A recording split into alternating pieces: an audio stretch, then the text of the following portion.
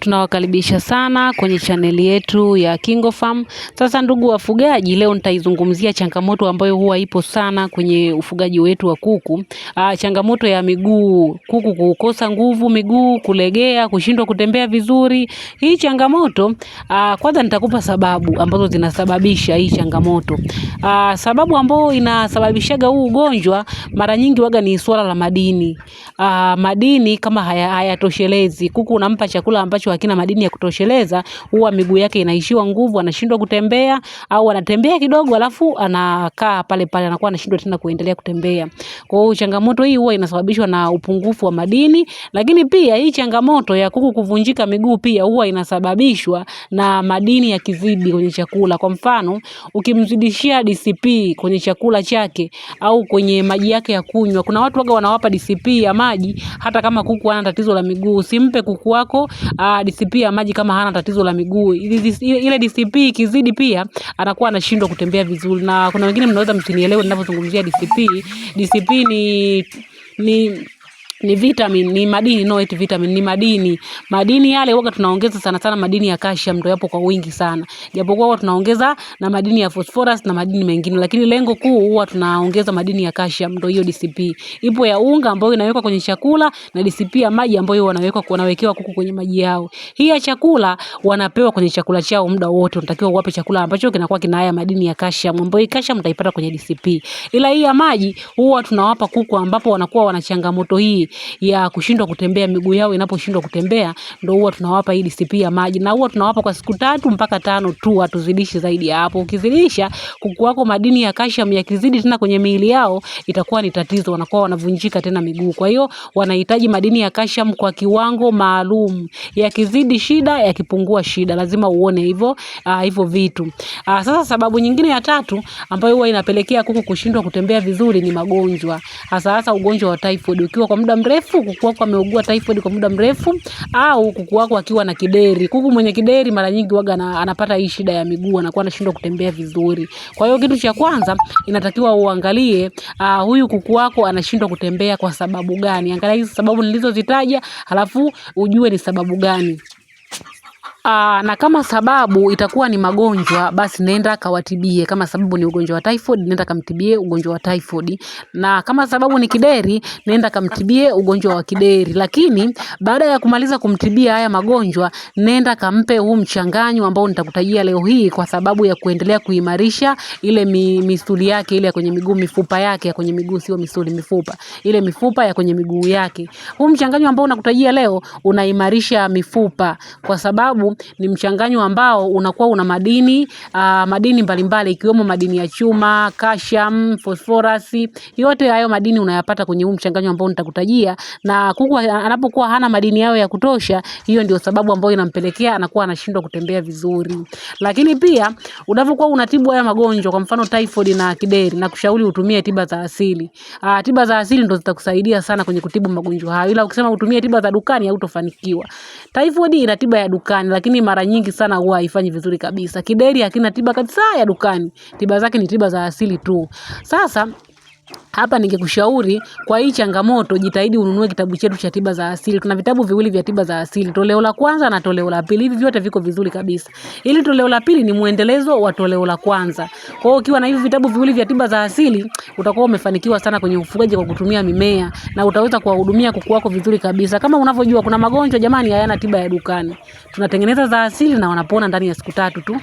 Kwa hiyo ukiwa na hivi vitabu utaona jinsi ambavyo vitakuwa vinakusaidia, kwa sababu ukiwa na hivi viwili hautaingia kabisa kwenye duka la dawa kununua dawa ya dukani.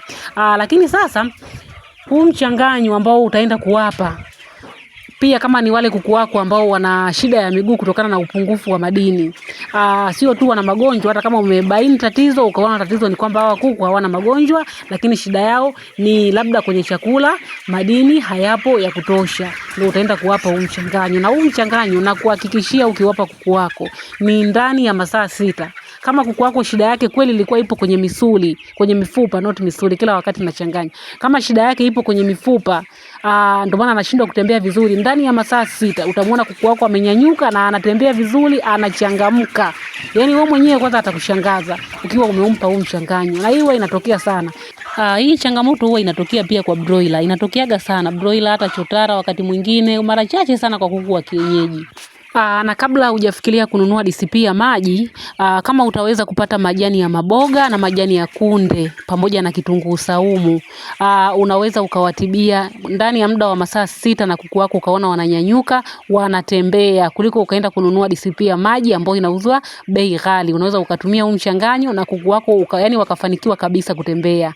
Kitu cha kufanya unatakiwa uwe na haya majani ya maboga, walau majani ya maboga 5, uwe na majani ya kunde kiasi, kitunguu saumu kimoja kizima, blend mchanganyo wote, weka kwenye maji wape. Wale kuku ambao hawawezi kutembea kabisa, tumia hata bomba la sindano, fanya kuwanywesha. Kwa wale ambao wanaweza kutembea lakini wanatembea kidogo, basi wawekee wao wanaenda kuyafuata yale maji, wanakunywa wenyewe. Ukifanya hivyo, ukianza ile siku ya kwanza, hata kama wale kuku baada ya yale masaa 6 wakawa wamenyanyuka wanatembea, uwape mpaka siku 3, wape kwa siku 3 mfululizo ili kuhakikisha mifupa yao imekaa imara kabisa na una uhakika wa tiba ambayo unakuwa umewapa. Lakini baada ya kumaliza kuwapa hii tiba, nenda kaangalie chanzo ni kitu gani. Kama ni ugonjwa na umeshatibia, fine, kunakuwa hamna shida yoyote. Lakini kama hii changamoto inakuwa ilisababishwa labda na upungufu wa madini, basi nenda katengeneze vizuri chakula, weka madini ambayo wanayahitaji, yani ile level au kile kiwango ambacho kuku wale wanahitaji kutokana na umri wao.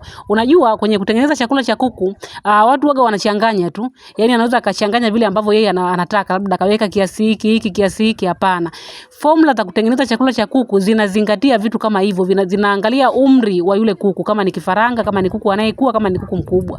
Ule umri pia unakupa majibu ya kuwa kwa umri huu huyu kuku anahitaji labda madini kwa kiwango fulani, au protini kwa kiwango fulani, au wanga kwa kiwango fulani. Unapokuwa umekosea vipimo hivyo, ndo kuku wako ambapo watakuwa wanadumaa, hawatagi, wanashindwa kutembea. Yote hii ni kwa sababu haujui kiwango sahihi ambacho wanahitaji, umri wa wale kuku, hivyo vitu ambavyo unakuwa umeweka. Ndio maana sisi KingoFarm tumewaandalia vitabu ambavyo vina formula zote za chakula ambazo ziko vizuri kabisa.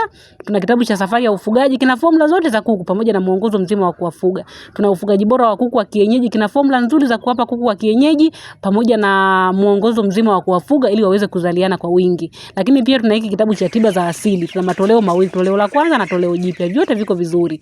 Cha pili ni muendelezo wa kile cha kwanza. Lakini pia tuna kitabu cha Ufugaji wa Broiler, kinakupa mwongozo mzima wa kumfuga broiler kwa kutumia tiba lishe pamoja na hizi tiba za asili, chanjo za asili. Lakini pia tuna kitabu cha Booster ambacho kinaelezea booster zote ambazo unaweza ukawapa kuku wako na wakakupa matokeo mazuri, wakataga sana au wakanenepa sana. Hiki cha Booster kimekupa na ratiba maalum ya kuwa boost kila siku kuku wako kwa kutumia mimea mbalimbali. Uzuri wa hizi booster zinakinga pia na magonjwa mbalimbali. Na pia hiki kitu kingine kwenye hiki kitabu cha Booster kimekuwekea na formula za chakula. Kina formula ya kuku wa nyama na formula ya kuku wa mayai pamoja na ratiba ya kuwa boost kila siku.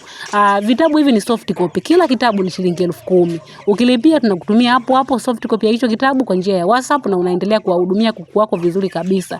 Pia tunauza incubator na tuna kundi la WhatsApp ambalo ada yake ni 8,000 tu kwa muda wa miezi 2. Incubator zetu ni nzuri, ni za chuma, ni incubator za kisasa. Tukikuuzia incubator tunakusimamia kuanzia unaweka mayai mpaka siku unapata vifaranga, na tunakuwa na wewe kila wakati ambapo utahitaji msaada tutakupa kama ulinunua incubator kutoka kwetu. Unajua watu wengi wamenunua incubator sehemu mbalimbali, lakini hajapewa maelekezo ya kuitumia ile incubator. Baadaye ile incubator inakuja inamsumbua, hajui anampelekea nani. Lakini kwetu sisi KingoFarm hilo tumeliboresha. Tunakuuzia incubator na tunakusimamia kwa kila hatua ili tuhakikishe unapata matokeo mazuri kutoka kwenye incubator zetu nzuri za kisasa, na bei yetu ni affordable, ni nzuri, bei ndogo. Huwezi kupata sehemu yoyote incubator zenye ubora na bei ambayo utaipata hapa KingoFarm. Kama unahitaji huduma zetu, chukua namba kwenye video na utupigie au ututumie ujumbe.